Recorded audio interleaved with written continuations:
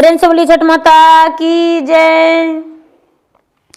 गुरु भाई बहना, मैं एक छठ माता की कथा सुनाने जा रही हूँ। कार्तिक मास अति फल देने वाली जो छठ महिमा की अपरंपार होती है, मैं छठ माता की कथा सुनाने जा रही हूँ। इस कथा को सुनने से सुहाग की लंबी आयु होती है और निसंतानों को संतान होती है, निर्धनों को घर में धन हो जाती है तथा घर में सुख शांति मिलती है। इसलिए कथा को पूरा सुनिए और रहस्य जानिए। जय छठी माता। गुरु भाई बहना, एक राज्य में एक राजा थे और एक रानी थी। राजा साहब अपने राज्य में बड़े खुश थे, अपने राजमहल में बड़े खुश थे। राजा रानी दोनों भगवान के भक्ति पूजा करते थे, प्रतिदिन मंदिर जाते थे, पूजा पाठ किया करते थे। लेकिन राजा साहब का कोई संतान नहीं था। राजा साहब निसंतान होने का बहुत दुखी रहते थे। जो संतान नहीं था तो राजा साहब को मन में सताते रहता था कि भला मेरा तो कोई संतान ही नहीं है, मेरा उत्तराधिकारी कौन बनेगा, मेरा बुढ़ापे का सहारा कौन बनेगा, और इतना बड़ा राज है तो धन संपत्ति मेरा कौन लेगा। हे भगवान, आखिर मैंने कौन ऐसा व्रत जो चूका हूं जो मेरा संतान नहीं है। राजा बार बार यही मन में सोचते रहते थे, विलापते रहते थे और बेचैन रहते थे। धीरे धीरे राजा साहब का शरीर जो है टूटता जा रहा था। राजा साहब अंदर से खोखले हो जा रहे थे। रानी भी बड़ा बेचैन रहती थी। रानी को भी लगातार यही मन में चलता था कि हे भगवान, आखिर कौन मैं पाप किया हूं जो मुझे कोई संतान नहीं है। धीरे धीरे समय बीतता गया और राजा साहब ब्राह्मण को बुलवाए। ब्राह्मण को बुलवाने के बाद अपना भाग्य राशि दिखाए तो ब्राह्मण कहते हैं कि देखिए राजा, आपको 3 जन्म तक कोई संतान नहीं होगा। पता नहीं आप कौन कर्मों किए हैं जो इतनी बड़ी आपको सजा मिला है। आपका तो संतान 3 जन्म तक नहीं होगा। राजा साहब बड़े दुखी मन से कहने लगे कि हे भगवान, मैं कौन ऐसा पाप किया हूं जो मेरा कोई संतान नहीं और 3 जन्म तक मेरा संतान नहीं होगा। इस दुनिया में जीकर क्या करेंगे, मेरा रहना तो इस दुनिया में और अनर्थ होगा। राजा साहब बड़े कठोरता के साथ अपने ही रानी से कहते हैं कि हे रानी, मैं इस राज्य में नहीं रहना चाहता हूं, अपने प्राण को त्याग देना चाहता हूं, या तो नहीं तो मेरा बात मानिए तो मैं इस राज्य को छोड़ देना चाहता हूं। राजा साहब और रानी साहब दोनों बात मिलाए तो रानी कहती है कि हे स्वामीनाथ, प्राण को त्याग देने से समस्या का समाधान नहीं होता है और मुझे ज्यादा कष्ट पिछले जन्म में भी भुगतना पड़ेगा, ये वाला भी मुझे अगला जन्म में भुगतना पड़ेगा। इसलिए ऐसा करिए कि हम लोग दोनों इस राज्य को छोड़कर चले जाएंगे। राजा कहते हैं कि भला इस राज्य को छोड़ देंगे तो क्या होगा, कहीं तो फिर जीवन ही जीना पड़ेगा। रानी को ना कहना मानकर राजा साहब अपने राज में, राजमहल के अंदर ही रह गए। धीरे धीरे समय व्यतीत हुआ और राजा साहब का जो प्रजा थे दीदी, राजा साहब को निर्वंशिया कहने लगे। राजा निर्वंशिया, अरे ये तो राजा निर्वंशिया है, ये यदि राज्य में रहेगा तो सारे प्रजा निर्वंशिया कहलाएगा। निर्वंशिया के धन पूरा खाएंगे, नहीं नहीं, इस राजा को राज्य से हटा दीजिए। एक छोटे छोटे बच्चे भी राजा को देखते तो मुंह फेर लेते थे। जो राजा के तलवे चाटने वाले थे वो भी राजा को देखकर मुंह फेरने लगे। राजा को सारी प्रजा मिलकर राजा को राज सिंहासन छीन लिए और राजा के राज दरबार छीना गया। अब राजा तो कोई लोक के नहीं रहे। राजा कहने लगे, हे भगवान, मैंने इस प्रजा के लिए कितना कुछ किया, लेकिन आज मेरा प्रजा ही मेरा कलेजे में छुरा मार दिया। मैं जिस प्रजा को पुत्र समझा वो प्रजा आज मुझे दुश्मन से भी बड़ा मुझे समझा। अब मैं कहां जाऊं? राजा और रानी दोनों अपने थैली में कुछ कपड़े सरिया लिए, कुछ गहने सरिया लिए, कुछ रुपये ले लिए और फटी पुरान बस्तर पहनकर दोनों राज से निकल गए। राजा साहब आधी धोती पहने और आधी धोती ओढ़कर निकलकर और चलने लगे। चलते बहुत दूर चले गए। राजा आधी रात में ही निकले थे अपना घर से, लोगों के सामने अपना मुंह दिखाना नहीं चाह रहे थे। पूरा सवेरा हो गया, फिर शाम होने वाला था। राजा का बहुत जोरों से प्यास लगा। अब राजा के प्यास लगा तो रानी से कहते हैं कि हे रानी, मुझे बहुत जोरों से प्यास लगा हुआ है, अब चुरू भर यदि पानी नहीं मिलेगा तो लगता है मेरा प्राण निकल जाएगा। रानी कहती है, स्वामीनाथ,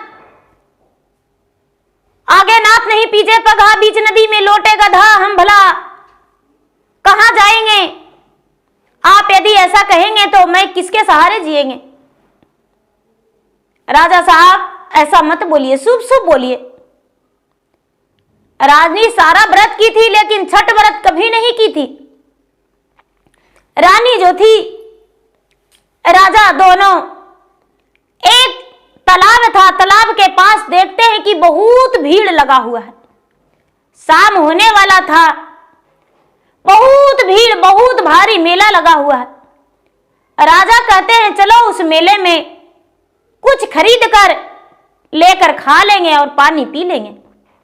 राजा और रानी तालाब के पास गए तो तालाब पर तो कोई खाने पीने वाला सामान बिक ही नहीं रहा था।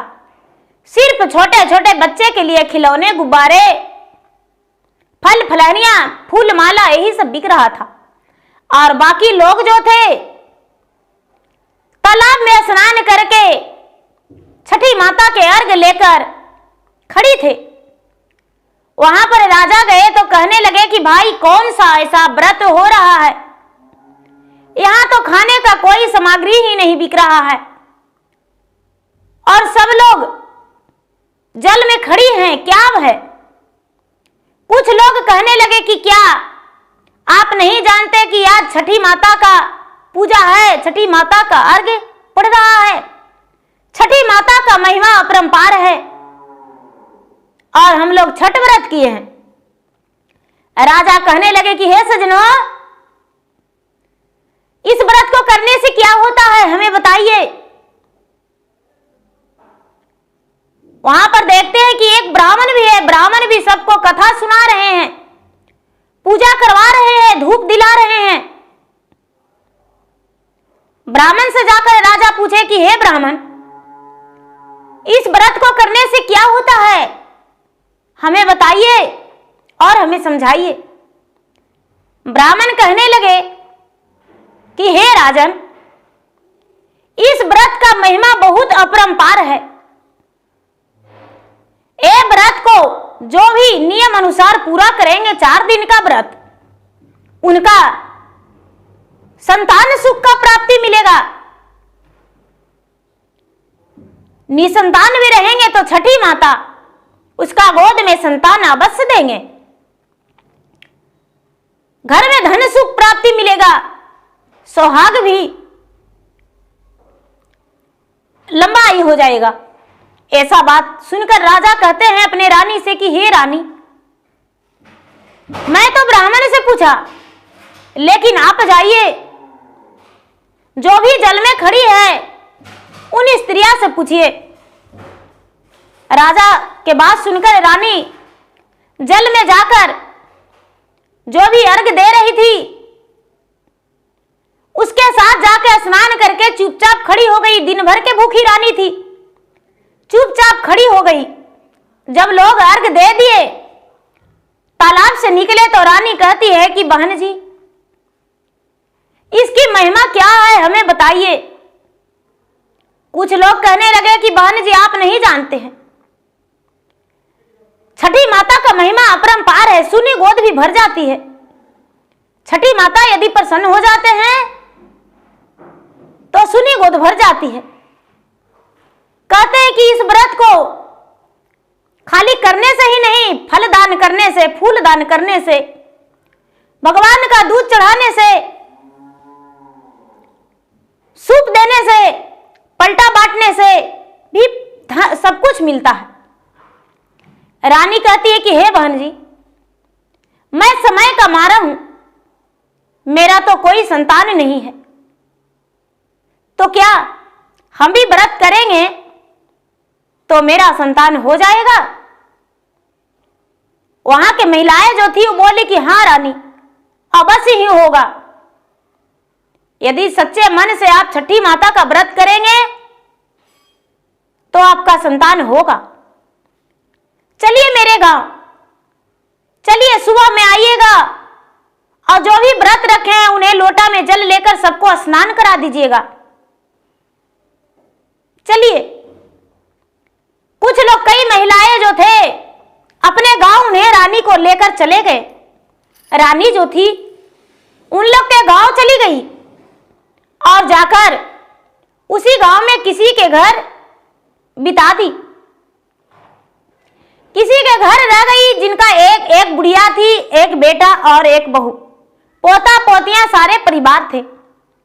उनकी बहू बिल्कुल अकेली थी। उनके बहू का मदद करने वाला कोई नहीं था। रानी उसी के घर चल गई।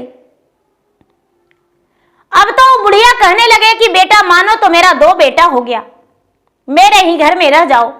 राजा बनकर एक झोपड़ी मड़ई में भी बिताने लगे बुढ़िया के साथ।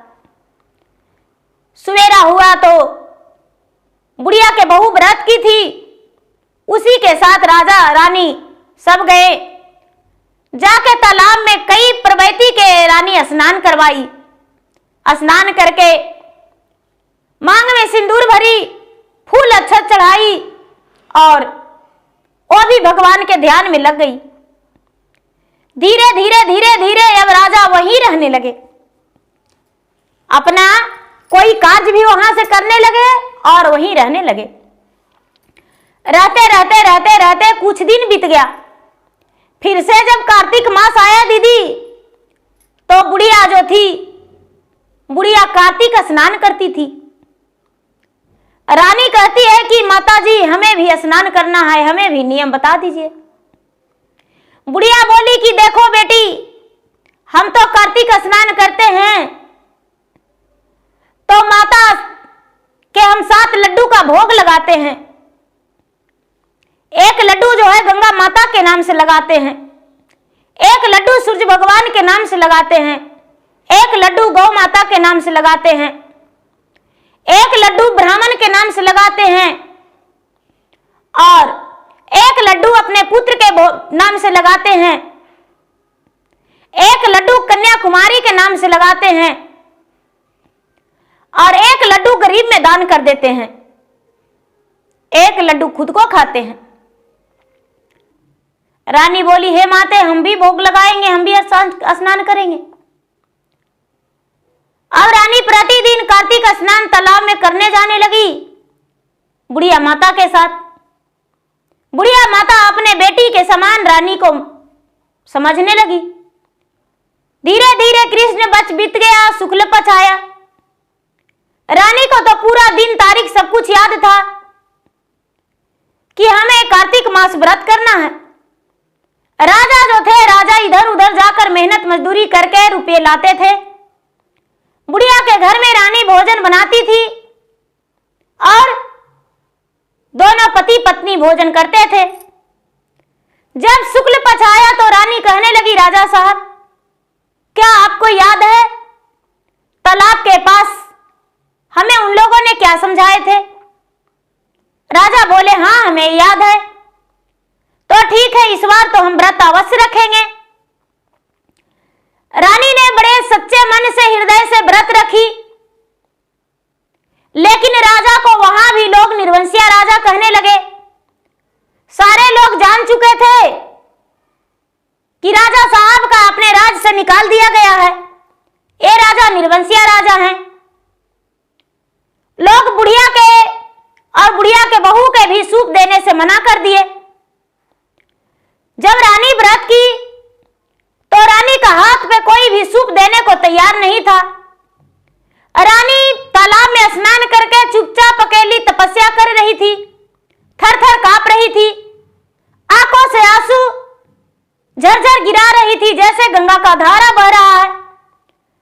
अब भगवान विष्णु, भगवान माता लक्ष्मी, शंकर भगवान, माता पार्वती सभी देखकर और मन मूर्छित है कि हे भगवान अब क्या करें? अब तो छठी का बहुत बड़ा अपमान हो जाएगा। रानी का यदि कोई भी हाथ पे सूप नहीं देगा तो कितना बड़ी अपमान होगा। अब माता पार्वती जो है वो कहते हैं कि हे स्वामी, मेरा पूजा तो घर घर में होती है और यदि हम जाके एक नारी का रूप धारण करके और रानी का सूप दे दे तो क्या दिक्कत है? शंकर भगवान बड़े प्रसन्न होकर कहने लगे कि हे महारानी, आप यदि ऐसा कर देंगे तो बड़ा सुंदर होगा, बड़ा सौभाग्य की बात है। पार्वती सुंदर लाल रंग की साड़ी पहन लिए, 16 श्रृंगार में सज गए, पूरा शरीर उनका आभूषणों से जड़ गया और पार्वती जाकर वहां पर कट हो गए और कहने लगे कि हे राजन, आपका बांस का डाली कहां है और दौरे भर फल सूप कहां है? राजा जो थे, राजा कहने लगे कि आप कौन हैं? मैं इसी गांव के हूं। आपकी जो पत्नी है थरथर कांप रही है तालाब में, कब से जल में चुपचाप अकेली खड़ी है, उसका तो लगता है कोई सूप देने वाला भी नहीं। राजा साहब गुमसुम रहकर कुछ नहीं बोले, चुपचाप फल का डाली बता दिए। माता पार्वती ने क्या किए, और सूप में से कुछ चावल की दाने निकाले, फूल निकाले, सिंदूर निकाले और निकालकर पान के पत्ते निकाले, ले जाकर रानी का आंचल पे छिड़ दिए, मांग में सिंदूर भर दिए और मांग में सिंदूर भर के और रानी के हाथ पर सूप दे दिए। राजा से वो स्त्री बनके जो पार्वती गए थे वो बोले कि हे राजन, आप दूध चढ़ा दीजिए, भगवान का अर्घ पड़ रहा है, माता छठी का अर्घ पड़ रहा है। आप यदि कोई भी मन्नतें इस बार मांगेंगे तो आपका मन्नत पूरा हो जाएगा। रानी जो थी, रानी परिक्रमा करने लगी सूप लेकर और माता छठी से कहती है कि हे माता छठी, आप तो 3 लोक के मालिक हैं, जगत्तर के मालिक हैं, आप सबके भंडार भरते हैं, गोद भरते हैं, आपका छठी के नाम से जाना जाता है और आप कोई भी माता का गोद सुनी नहीं रखते हैं, कोई भी स्त्री का गोद सुनी नहीं रखते हैं, हर स्त्री का गोद भर के रखते हैं, तो पर मेरा क्यों नहीं? हे छठी माता, यदि सच्चे मन से मैंने छठी का व्रत किया होगा और अर्घ दे रही होगे तो आप मेरे पुकार सुन लेंगे और मेरा गोद भर देंगे। हे लक्ष्मी माता, विष्णु भगवान, सच्चे मन से मैंने जल में खड़ी है तो आपने मेरा पुकार अवश्य सुनेंगे। हे गंगा माता, यदि आपका घाट मैंने पूजा किया होगा तो आप हर संकटों को गंगा में बहा देंगे और खुशियां मेरा गोद में भर देंगे। सभी देवी देवताओं का रानी ने पुकारी और पुकार करके मन में आश्रय जगाई। रानी का हाथ का सूप पार्वती स्वयं उतार लिए। रानी जो थी जल से बाहर आ गई। अब गीली कपड़ा चेंज करके अपने पति को पांव छूकर वहां तालाब पे कई बुजुर्ग स्त्रियां थी, उनसे आशीर्वाद लेकर और घर आने लगी। रानी कहती है पार्वती से, वो तो भेष बदले रानी एक महिला का रूप धरे हुए थे, कि बहन जी आप कौन हैं, आपको मैं पहचाना नहीं।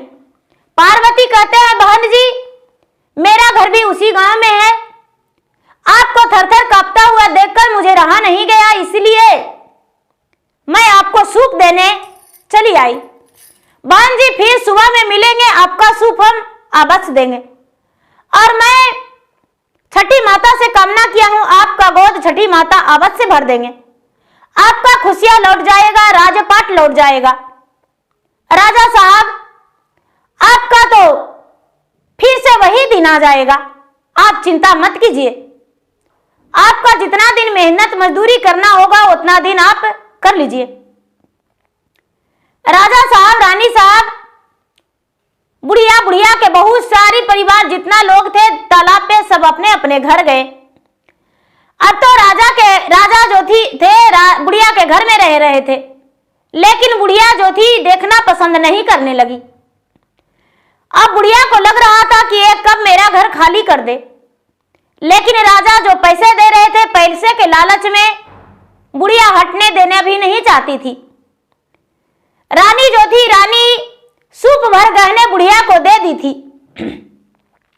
बुढ़िया ने गहने सोचती थी कि रानी जाएगी तो जाते जाते इस गहनों को लेकर चली जाएगी, इसीलिए थोड़ा सा लगता था कि मेरे घर से हट जाए, ये निर्वंशिया है।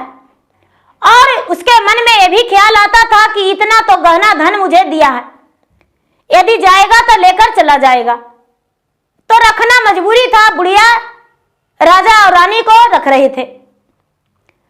धीरे धीरे समय बीतने लगा, सुबह में भी अर्घ दी, सवेरा हुआ तो रानी जाके अर्घ दी। पार्वती फिर से उसका हाथ पे सूप रखे और दीप जलाए, धूप दिए। रानी अपना व्रत पूरा की। सप्तमी का दिन रानी दीदी व्रत खोली, और जब व्रत खोली दीदी तो व्रत खोलकर और घर आई। दीदी घर आई, धीरे धीरे राजा रानी दोनों साथ रह रहे थे। समय बीतता गया, दूसरा महीना होते होते रानी कहती है कि मेरा मन तो जो है घबरा रहा है, अजीब सा लग रहा है। राजा जो थे, राजा डॉक्टर के पास ले गए। डॉक्टर चेक किए तो कहते हैं कि आपकी पत्नी जो है ये उम्र में गर्भवती है। राजा कहने लगे कि सौभाग्य की बात है, छठी माता का महिमा है, जो मेरा पत्नी इस उम्र में भी गर्भवती है। हे भगवान, हे छठी माता, आप मेरा पुकार सुन लिए और मेरा पत्नी गर्भवती है। यह सुनकर राजा बड़े खुश हो गए। धीरे धीरे समय बीतने लगा। राजा तो हाथ के हथेलियों पर रानी को रखने लगे, अपने पलकों की छाव में रखने लगे। अब उनका यही खुशी था कि कब मेरा पत्नी का ओद्र से संतान जन्म ले और कब मैं राज अपने वापस चला जाऊं। राजा को बुढ़िया के घर में घुटन सी हो रहा था, क्योंकि बुढ़िया का स्वभाव अच्छा नहीं लगने लगा था। बुढ़िया तो पहले बहुत खुश थी। धीरे धीरे 6 से 7 महीना हुआ तो बुढ़िया देखी कि अरे राजा का पत्नी तो अब गर्भवती है। धीरे धीरे प्यार दुलार देने लगी। समय बीते बीते 9वां महीना हुआ दीदी, तो 9वां महीना हो जाने के बाद रानी का ओद्र से जुड़वा पुत्र पैदा लिया। जब जुड़वा पुत्र पैदा लिया दीदी, तो राजा जो थे अपना जुड़वा पुत्र को देखकर बड़ी खुशी मिला, बड़ी प्रसन्न हो गए। और एक का नाम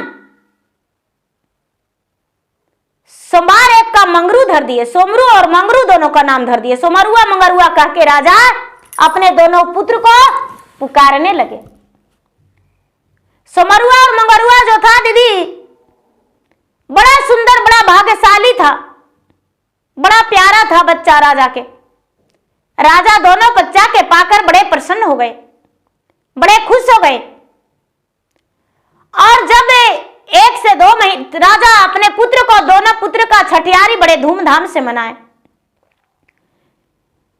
धीरे धीरे समय बीतने पर 1 से 2 महीना हुआ तो राजा कहते हैं कि अब घर ऐसे कैसे जाएंगे, जब मेरा पुत्र हो ही गया है इस घर में, तो इसी घर में से फिर से एक बार व्रत करेंगे और व्रत करके उसके बाद ही अपना घर जाएंगे। कार्तिक मास आ गया दीदी, नन्हा नन्हा रानी का जुड़वा बच्चा था। माता छठी से विनती की कि हे छठी माता, मेरे बच्चे का रक्षा आपको करना है, मैं तो व्रत करने जा रही हूं, आपका व्रत रख रही हूं। पूरे कार्तिक मास स्नान की, शुक्ल पछाया तो रानी व्रत रखी। नहाई खाए के दिन राजा अन्न और वस्त्र दान किए। नहाई खाए के दिन बुढ़िया के द्वार पे पूरा लाइन लग गया, भीड़ लग गया। राजा साहब अन्न और वस्त्र दान किए। जितने वहां के लोग व्रत कर रहे थे सबको अन्न वस्त्र दिए। जब लोहंडा के दिन था दीदी, तो गुड़ और चावल राजा दान किए। जब पहला अर्घ था तो राजा सूप, बांस का सूप, बांस का दौरी पूरे जितने व्रत कर रहे थे सबको दान किए। राजा पूरी साल जो भी कमाए थे, कुछ रुपये पैसे घर से वे लेकर निकले थे। राजा तो राजा थे, उनके पास धन तो बचा हुआ था।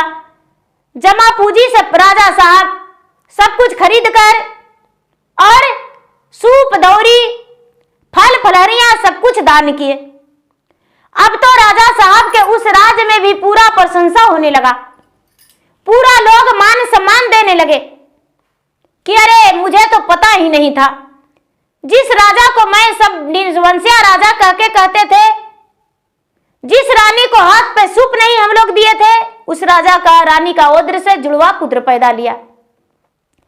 जब 7वीं का दिन रानी व्रत खोली, सारा लोग व्रत खोले, तो राजा साहब उस राज्य में भी पूरे राज्य में घूम घूम कर और सबको बोले कि मैं इस राज्य से और बूढ़ी माता के घर से विदा होकर अपने राज्य को जा रहे हैं। सारा लोग राजा के बधाई दिए और बधाई देकर बाजे गाजे के साथ राजा को विदा करने का तैयारी किए। पूरे गांव इकट्ठा मिलकर राजा को पूरे गांव से चंदा करके बाजे गाजे किए, रानी का डोली का हार किए, राजा का घोड़े दिए, राजा का वस्त्र दिए और राजा को बुढ़िया के घर से विदा किए। राजा साहब जो थे, बुढ़िया को बहुत सारे अन्न धन रुपये पैसे गहने गुड़िया सब कुछ दिए। बुढ़िया तो धन देखकर बड़ी खुश थी, राजा को बधाई देकर विदा कर दी। अब दीदी राजा के राज तक पूरे बाजे गाजे, डोली का हार, घोड़े सवार राजा के राज तक, राजमहल तक आया। अब तो वहां के लोग देख रहे हैं कि कौन सा ऐसा राजा आ रहा है जो मेरे राज्य में चढ़ाई कर रहा है। वहां के राजा मंत्री सब लड़ाई लड़ने के लिए सेना को लगा दिए। सेना जो थे किसी को भी पार नहीं होने दे रहे थे। तब राजा बोले कि मैं इसी राज्य का राजा हूं, मुझे तो ज्यादा दिन नहीं, सिर्फ 2 वर्ष यहां से जाने हुआ है और मैं किसी से कुछ नहीं कहने आया हूं, सिर्फ अपना घर में वापस आया हूं। सभी लोग सुनकर होश उड़ गए। राजा को एक बच्चा गोद में और एक बच्चा रानी को गोद में देखकर सारी प्रजा जो थे बावले बन गए और कहने लगे कि अरे राजा को राज छोड़ते ही जुड़वा बच्चा हो गया, वाह बड़ा सौभाग्य की बात है। पूरे राज मिलकर राजा को बधाई दिए और राजा अपने राज महल में गए। पूरा प्रजा मिलकर कहने लगे कि हम तो राजा को राज छोड़ा दिए थे कि राजा निर्वंशिया राजा है, तो राजा को इस राज को छोड़ना पड़ा था। लेकिन जब से राजा साहब इस राज को छोड़े हैं, जब से हम लोग बड़ी दुखी हैं। रोटी पर नमक भी हम लोगों का सही से नहीं जुट रहा था। ये राजा कोई अधर्मी राजा नहीं थे। ये राजा तो बड़े लक्ष्मीनिमान राजा थे। उनकी पत्नी का पैरों से पूरा राज में खुशी था। रानी का पैरों से पूरा राज में खुशियां था। राजा रानी के राज त्यागने पर तो राज में पूरे तूफान जैसे मच रहा था। सारी लोग जो नए राजा थे उस राजा को राज छुड़ाकर और पुराने राजा को राज सिंहासन दे दिए और राजा को निर्वंशीय राजा कोई भी नहीं कहने लगे। सब कोई तो उनके पास जाने लगे और इंसाफ कराने लगे। धीरे धीरे समय बीतने लगा। फिर से जब कार्तिक मास आया तो रानी प्रतिदिन सुबह उठकर अपने बच्चे को गोद में लेकर राजा रानी दोनों कार्तिक स्नान को चले जाते थे और राजा रानी प्रतिदिन कार्तिक स्नान करने लगे अपने घर पर भी जाके। वहां के अड़ोस पड़ोस प्रजा लोग देखने लगे तो कहते हैं भला राजा कहां जाते हैं सुबह सुबह, अपने बच्चे को गोद में दबाकर जाते हैं और दबाकर क्या करते हैं। लोग देखते हैं तो राजा रानी दोनों कार्तिक स्नान करते हैं। रानी से वहां के लोग पूछे कि रानी ये कौन सा व्रत है जो आप करते हैं। रानी बोली कि यही व्रत करने से तो मेरा संतान सुख मिला।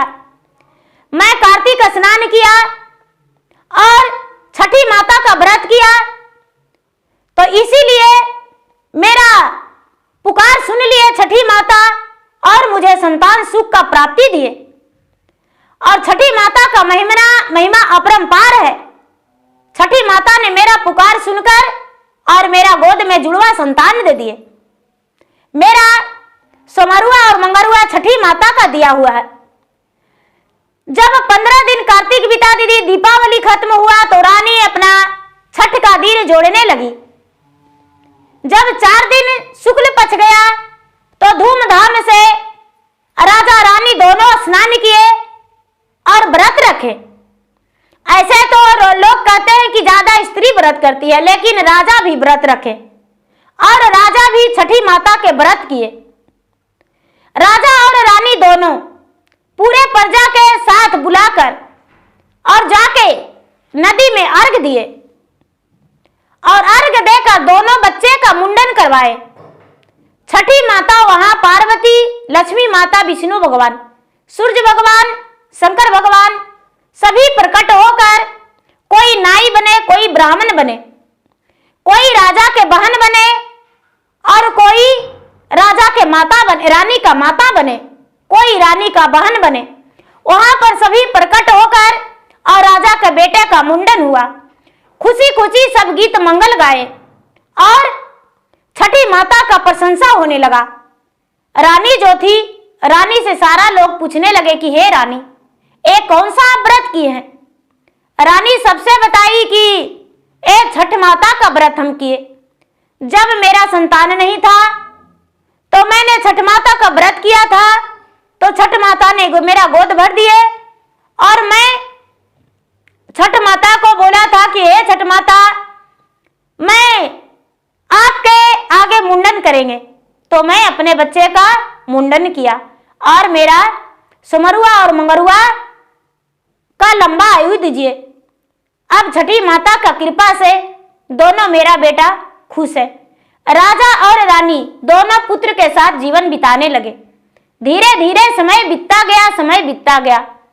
राजा साहब का दोनों पुत्र सुमरुआ और मंगरुआ दोनों बड़ा हो गया और दोनों को विवाह राजा साहब एक अच्छे से राजघराने में एक सुंदर सी राजकुमारी देखकर दोनों का विवाह कर दिए और राजा के घर में 2 बहू भी आ गई। जब राजा के घर में 2 बहू आ गई तो राजा का खुशी का तो ठिकाना नहीं था। राजा अपने राजभवन में बड़े खुश थे। दोनों बहू आई तो रानी दोनों बहुआ का पूजा पाठ, नित्य नियम, कार्तिक स्नान, विष्णु भगवान का पूजा, छठी माता का अर्घ, सारी विधि विधान अपने बहुओं को बताई। राजा साहब के जो दोनों बहुएं थी सुमरुआ और मंगरुआ, दोनों का पत्नी माता छठी का पूजा करने लगी, व्रत करने लगी, सूर्य भगवान का अर्घ देने लगी और कार्तिक स्नान करने लगी, एकादशी व्रत करने लगी, तुलसी का पूजा करने लगी, तुलसी में दीप जलाने लगी और हर व्रत करने लगी। राजा रानी का खुशी जीवन बीता। धीरे धीरे समय आने पर राजा का और रानी का, पहले रानी का स्वर्गवास हुआ, रानी स्वर्ग सिधार गई, उसके बाद राजा भी कुछ दिन के बाद स्वर्ग सिधार गए। दोनों का आत्मा का शांति मिला। सोमरुआ और मंगरुआ अपने जीवन में खुशी बिताया। तो गुरु भाई बहना, किसी का भी यदि संतान नहीं है तो उसको हमको हक नहीं बनता है, उसको बोलेंगे निर्वंशिया राजा या निर्वंशिया है, तुम्हारा संतान नहीं। भगवान का लिखा हुआ कौन मिटता है? भगवान जो चाहते हैं वही होता है। मेरा हक नहीं कि मैं उसको कह दूं भला मेरा संतान है तो क्या मेरा दिया हुआ है? भगवान मेरा गोद में दिए हैं तभी मेरा संतान है। भगवान ने खुशी दिए हैं और शायद भगवान उसे भी तीसरेपन में दे दे, कभी भी उसको संतान दे दे। या मान लिया जाए कि नहीं भी देता है तो संसार में वैसा लोग बहुत व्यक्ति हैं, तो उनको मान सम्मान देना चाहिए, उसे अच्छे कर्म सिखाना चाहिए। ए नहीं कि निर्वंशिया कह के उसको गांव से निकाल देंगे, उसको अपना घर नहीं आने देंगे, या किसी सामान वो मांगने आया तो उसे नहीं देंगे, ऐसा नहीं होना चाहिए। तो दीदी भैया, मेरा वीडियो अच्छा लगे तो मेरा वीडियो का लाइक करें, शेयर करें। चैनल पर यदि नए हैं तो चैनल का सब्सक्राइब करें, बेल आइकन घंटी को दबाएं, जो कि मेरा वीडियो का नोटिफिकेशन सबसे पहले आपके पास जाए और आप मेरा वीडियो को सुन सके, देख सके। कमेंट बॉक्स में भैया, कमेंट बॉक्स में दीदी जय छठी माता, जय सूर्य भगवान या हर हर महादेव जरूर लिखे, जिसमें मैं आपके नाम से भगवान के शरण में हाजिरी लगा सकूं और आपके लिए माता छठी के सामने, शंकर भगवान के सामने, सूर्य भगवान के सामने, उनके शरण में गिरकर और आपके सुहाग के लंबे आयु के लिए, पुत्र की प्राप्ति के लिए, धन की वृद्धि के लिए मांग सकूं और आपको हर खुशी भगवान पूरा करे, आपका संतान सुख दे, पति सुख दे। तो प्रेम से बोलिए शंकर भगवान की जय, छठी माता की जय। हर हर महादेव, घर घर महादेव।